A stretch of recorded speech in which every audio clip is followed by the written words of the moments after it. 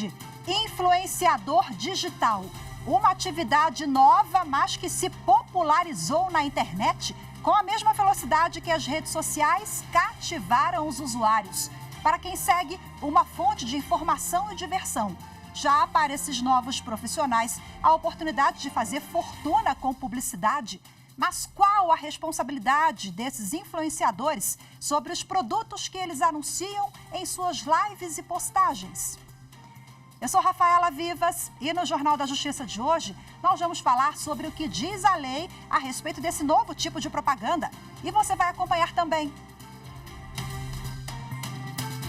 Supremo Tribunal Federal autoriza a operação sobre desvios na Companhia de Desenvolvimento dos Vales do São Francisco e do Parnaíba e afasta a prefeita de Vitorino Freire, no Maranhão. A prefeita é o principal alvo das investigações e é irmã do ministro das Comunicações, Juscelino Filho. Superior Tribunal de Justiça restabelece condenação de homem apontado como integrante da facção criminosa PCC. E ainda a STF forma maioria a favor da cobrança da contribuição assistencial sindical.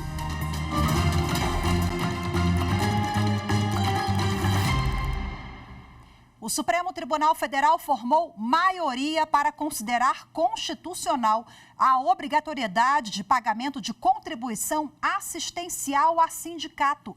O julgamento é em plenário virtual e deve terminar no próximo dia 11. A repórter Amanda Mustafa tem os detalhes.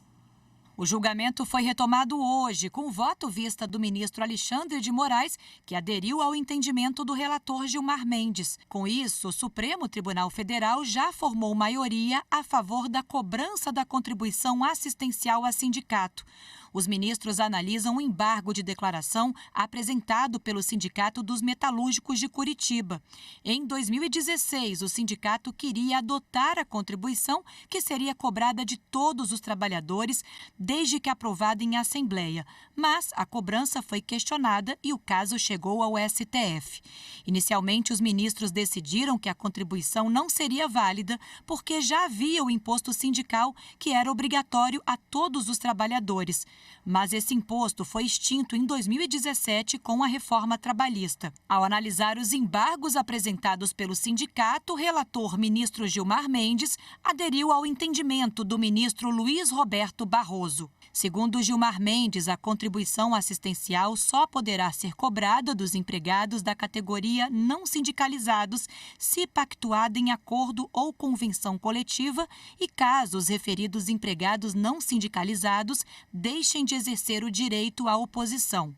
Segundo Gilmar Mendes, dessa forma, a contribuição é uma maneira capaz de recompor a autonomia financeira do sistema sindical, concretizando o direito à representação sindical sem ferir a liberdade de associação. Atualmente, a contribuição assistencial não é cobrada, mas está em discussão entre governos e sindicatos. Uma reunião está marcada para a próxima terça-feira para avaliar as propostas. O Banco Bradesco poderá compensar horas extras deferidas em juízo com gratificação paga a bancário. A decisão é da 5ª turma do Tribunal Superior do Trabalho.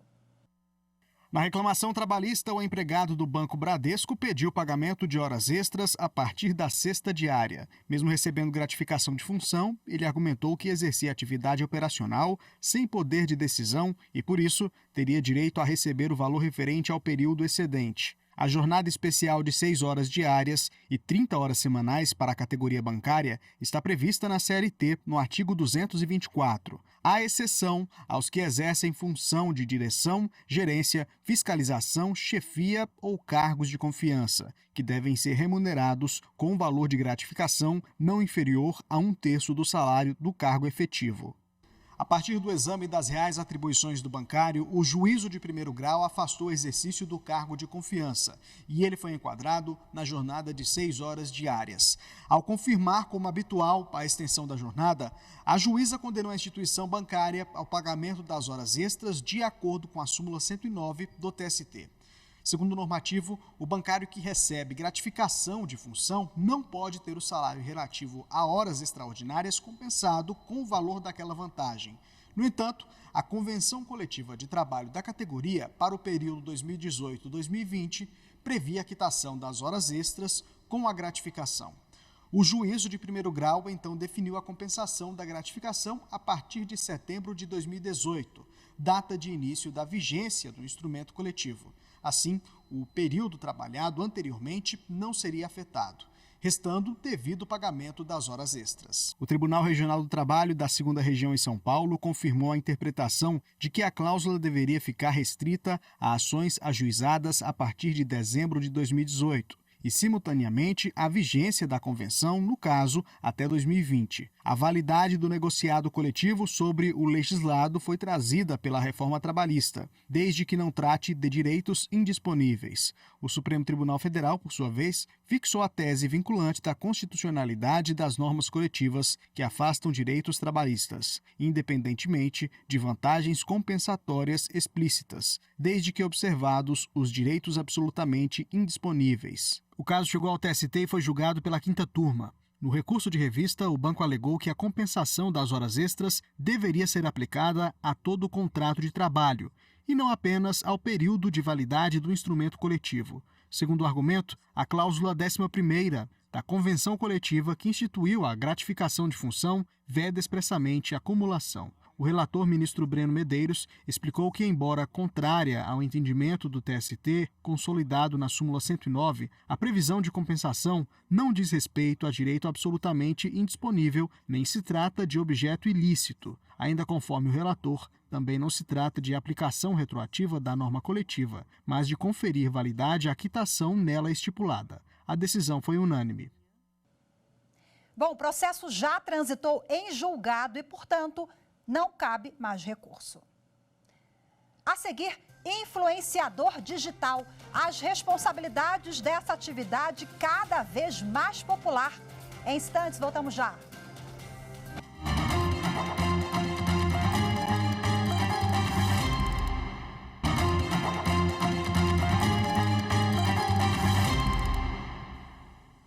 A segunda vara de família e sucessões de Novo Hamburgo, no Rio Grande do Sul, reconheceu a união estável poliafetiva entre 3 pessoas que juntas formam um trisal.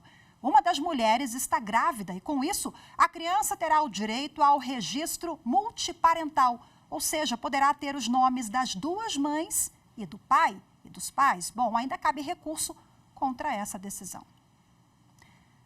As redes sociais passaram a ser uma fonte rentável para divulgar produtos com baixo custo. Por isso, muitas pessoas e empresas contratam influenciadores digitais para estabelecer uma conexão com os consumidores e validar a marca. Mas esses profissionais das redes precisam ficar atentos quanto às responsabilidades ao fazer uma indicação. Acompanhe na reportagem de Carolina Chaves. Carla Sabrina, do Distrito Federal, trabalha há 7 anos como influenciadora digital. Ela tem mais de 20 mil seguidores no Instagram e dá dicas de beleza e moda para mulheres negras. Carla tem consciência da importância e responsabilidade ao indicar um produto ou serviço. Antes de eu fazer a divulgação, eu gosto de testar o produto. Se for uma loja de moda, uma comida, vai depender muito do lugar. Então, eu confio muito. Comida, eu gosto de sempre ser muito sincero, eu já deixo isso previamente combinado com as empresas, tanto de um sim, tanto de um não, se eu vou gastar ou não. A participação de um influenciador digital ajuda na construção da marca e também a fazer conexões lucrativas e de grande alcance de mercado. De acordo com um estudo feito por uma multinacional que avalia o mercado da mídia digital, mais de 500 mil pessoas atuam como influenciadores no Brasil, com no mínimo 10 mil seguidores cada. A profissão tomou uma proporção tão grande que já está em discussão no Congresso Nacional para ser regulamentada. E isso vai ser importante para estabelecer limites e responsabilidades do profissional.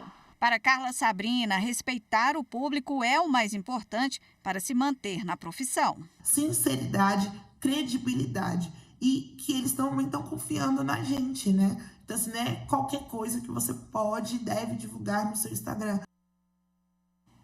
Bom, e agora para a gente repercutir, falar mais das responsabilidades dos influenciadores digitais na divulgação de produtos, eu converso ao vivo e de forma remota com Nadine Reim. Ela é advogada, especialista em direito empresarial. Oi, Nadine, muito boa tarde para você. Seja bem-vinda. Boa tarde, Rafaela.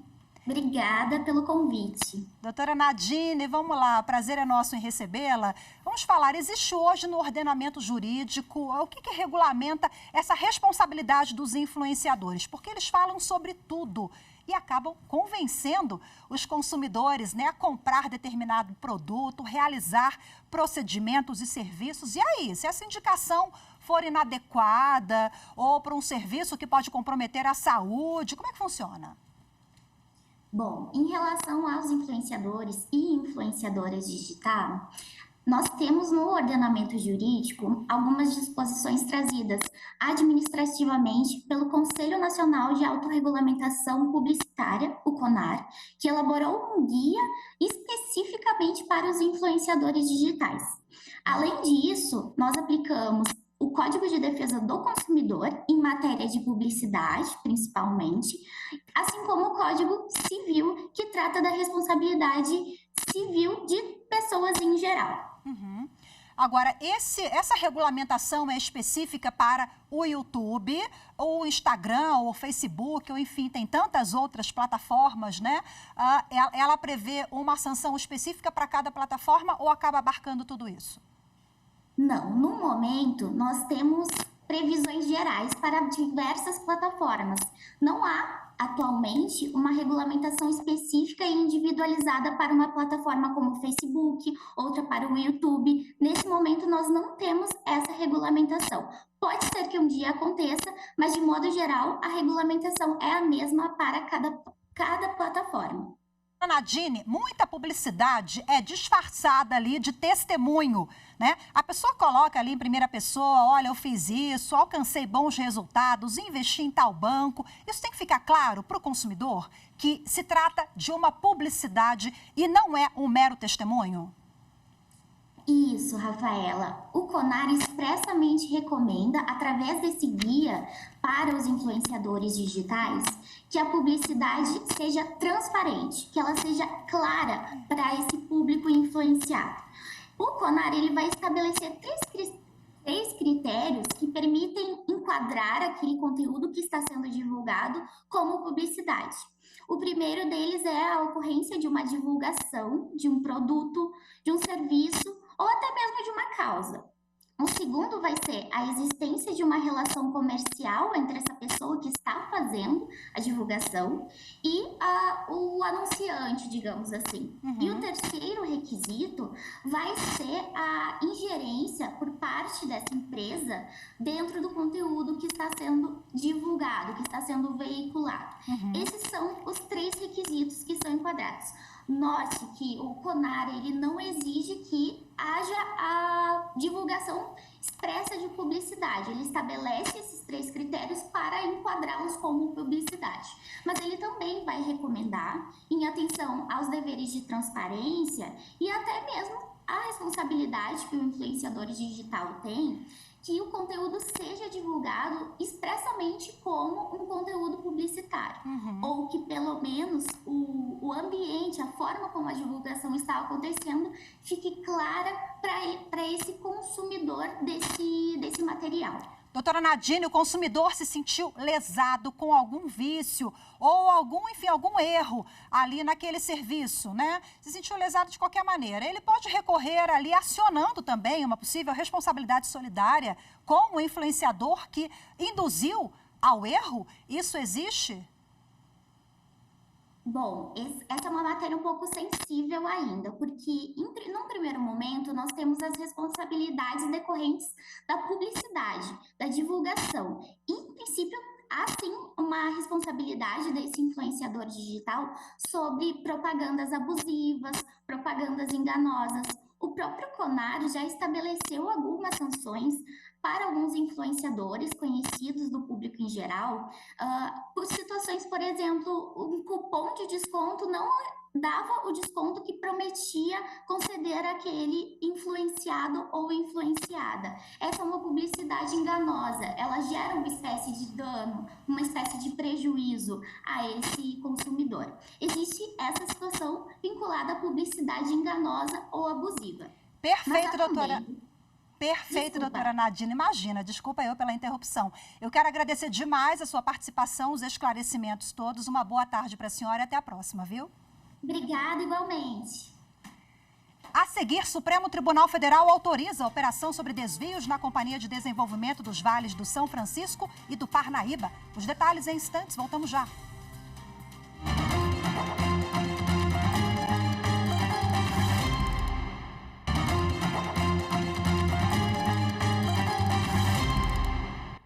Dados do Sindicato dos Auditores Fiscais do Trabalho do Estado da Bahia apontam um aumento surpreendente do número de acidentes de trabalho em Salvador.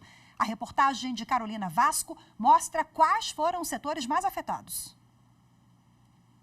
24,7% a mais. Este é o crescimento dos acidentes de trabalho em Salvador. Os registros passaram de 5.009 em 2021 para 6.248 no ano passado, segundo pesquisa do Sindicato dos Auditores Fiscais do Trabalho do Estado da Bahia.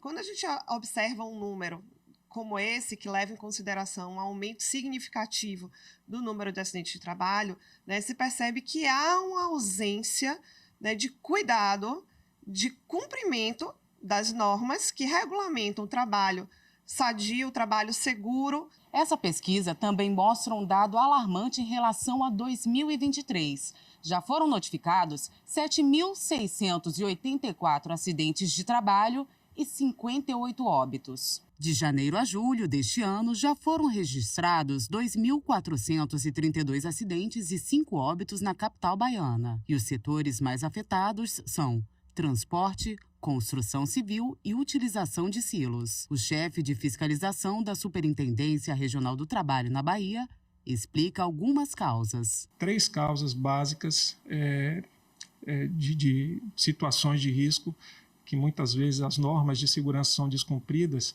causam acidentes na construção civil. Acidentes por queda, por choque elétrico e por soterramento. No setor de transportes, você tem outros fatores causais dos acidentes de trabalho.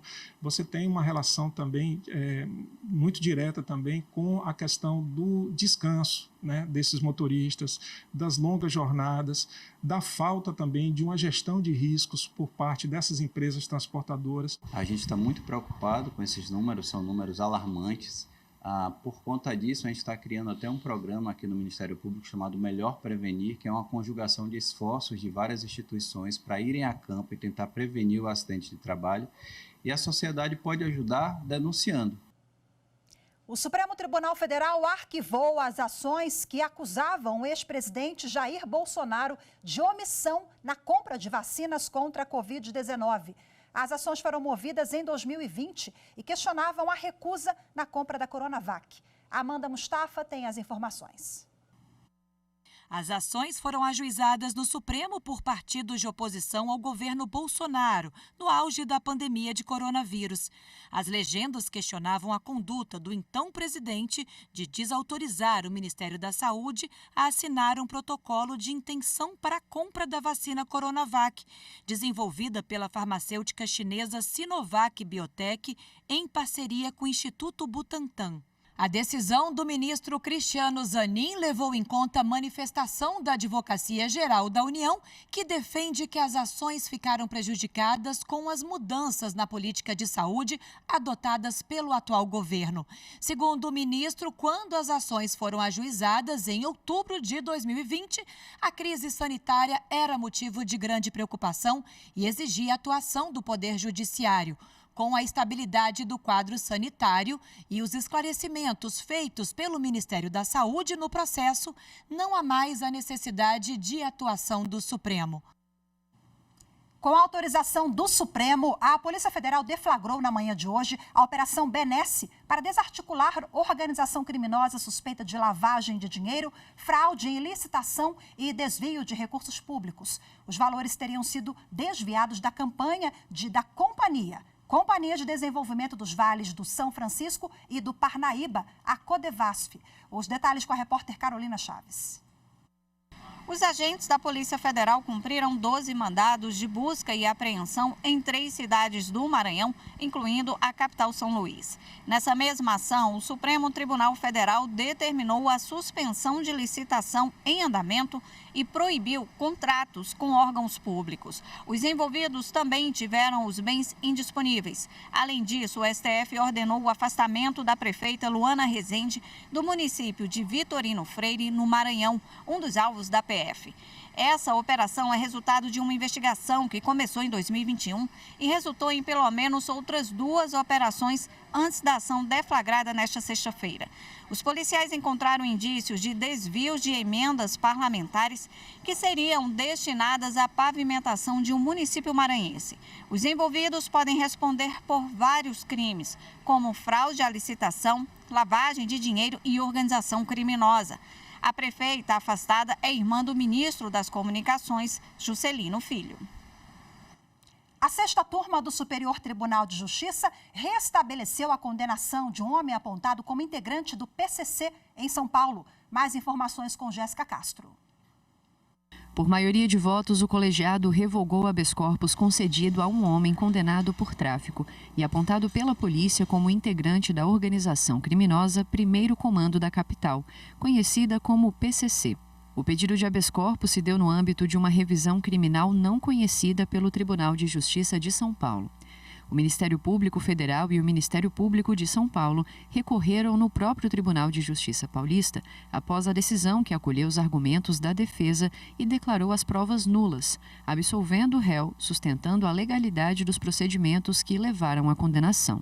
Ao STJ, a defesa alegou que as provas do processo deveriam ser anuladas porque teriam sido obtidas de maneira ilegal em abordagem policial baseada apenas no aparente nervosismo do réu ao se deparar com a viatura. A ministra Laurita Vaz, cujo voto prevaleceu no julgamento, ressaltou que a jurisprudência do STJ definiu parâmetros para reconhecer a existência de fundada suspeita e diferenciá-la da mera impressão subjetiva da polícia. Ela explicou que para ser aceita a busca pessoal ou veicular sem mandado, exige que a suspeita tenha sido baseada em um juízo de probabilidade aferido de modo objetivo, amparado em circunstâncias concretas e descrito nos autos com a maior precisão possível. Ao rever decisão monocrática do relator concedida anteriormente no STJ, a 6ª turma reconheceu a existência de fundada suspeita que justificaria a busca pessoal realizada pela polícia, a qual possibilitou a apreensão de aproximadamente 2 quilos de cocaína e levou à condenação do réu a 10 anos e 7 meses de reclusão por tráfico de drogas e associação para o tráfico. A condenação já havia transitado em julgado quando a defesa entrou com habeas corpus no STJ. Hoje ficamos por aqui. Muito obrigada pela sua companhia. Ótima tarde, excelente fim de semana. Tchau, tchau.